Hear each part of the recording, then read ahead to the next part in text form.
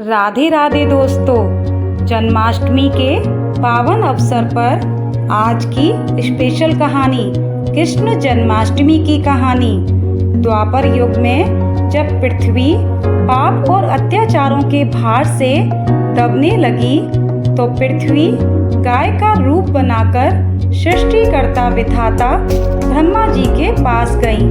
सभी देवता भी ब्रह्मा जी के पास गए और ब्रह्मा जी को पृथ्वी की दुखांत कथा सुनाई।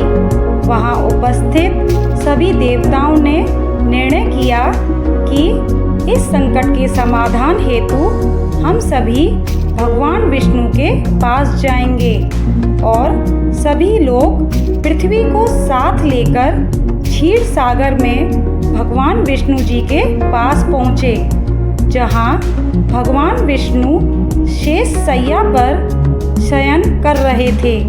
वहाँ जाकर सभी देवतागण भगवान विष्णु की स्तुति करने लगे। स्तुति करने से भगवान विष्णु की निद्रा भंग हो गई। तब विष्णु जी ने सबसे आने का कारण पूछा। तब दीनवाणी से देवता बोले, महाराज, संपूर्ण भूमंडल पाप और अत्याचारों से घिर गया है और पृथ्वी इन पाप और अत्याचारों के भार में दबने लगी है।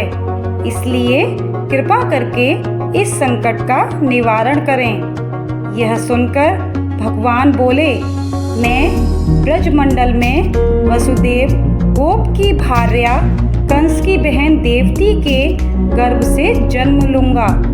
इसलिए तुम ब्रज भूमि में जाकर यादव कुल में अपना शरीर धारण करो। इतना कहकर भगवान विष्णु अंतर ध्यान हो गए और देवता तथा पृथ्वी ब्रज भूमि में आकर यादव कुल के नंद यशोदा तथा गोपियों के रूप में पैदा हुए। इसके बाद कुछ दिन ऐसे ही व्यतीत हो गए। कंस मथुरा का राजा था। वह बहन देवकी का एक चचेरा भाई था। वह अपनी बहन को गहरे दिल से प्यार करता था और कभी भी उसे उदास नहीं होने देता था।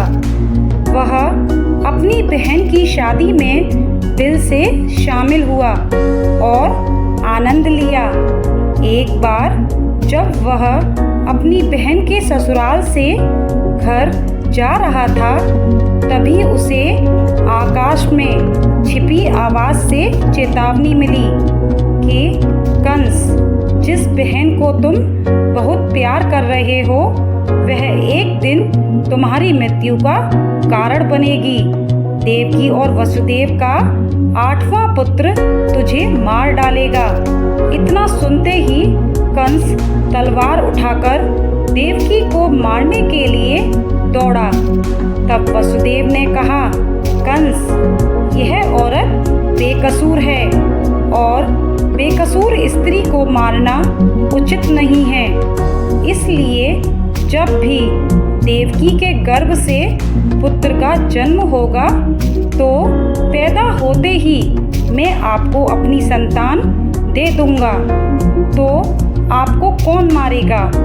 कंस ने उनकी बात मान ली और वसुदेव तथा देवकी को ले जाकर जेल में बंद कर दिया। जब भी देवकी के पुत्र होता तो कंस उसे मार देता।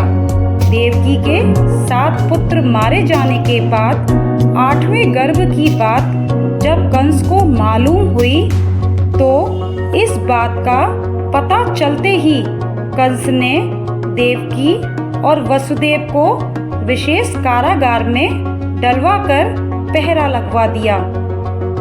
भाद्रपद माह की कृष्ण पक्ष की अष्टमी को भयावनी रात के समय जब शंख गदा लीलाधारी भगवान श्री कृष्ण का जन्म हुआ तो चारों ओर प्रकाश फैल गया।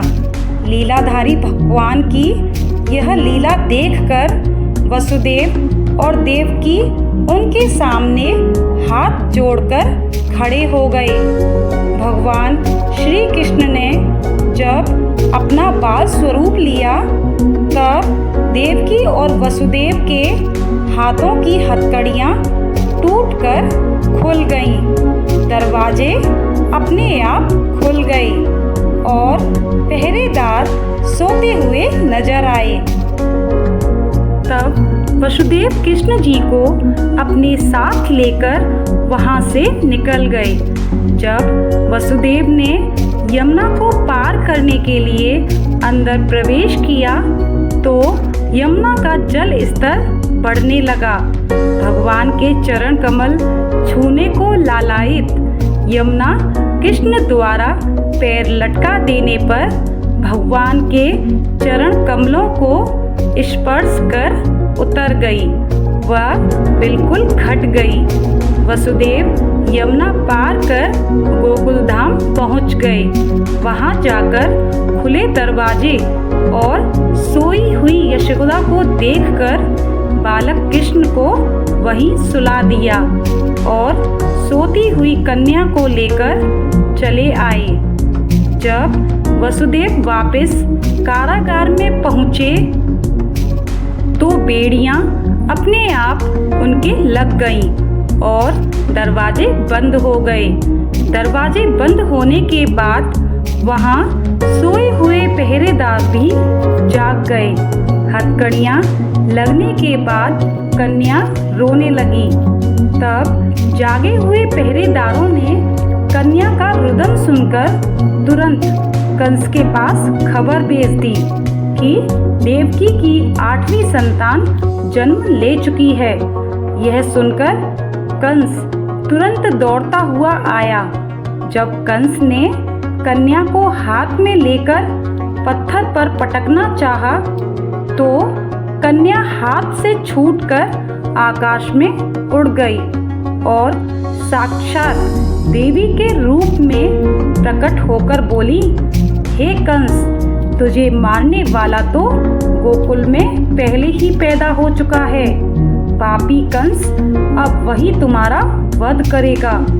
हिंदू पौराणिक कथाओं के अनुसार भगवान कृष्ण भगवान विष्णु के 8वें अवतार थे।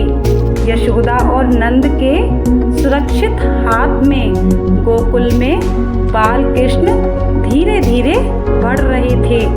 बाद में उन्होंने कंस की सभी क्रूरता को समाप्त कर दिया और कंस की जेल से अपने माता पिता को मुक्त कर दिया। कृष्ण की विभिन्न शरारती लीलाओं से गोकुलवासी बहुत खुश थे। गोकुल में रहने वाले लोग इस त्योहार को गोकुला अष्टमी के रूप में मनाते हैं।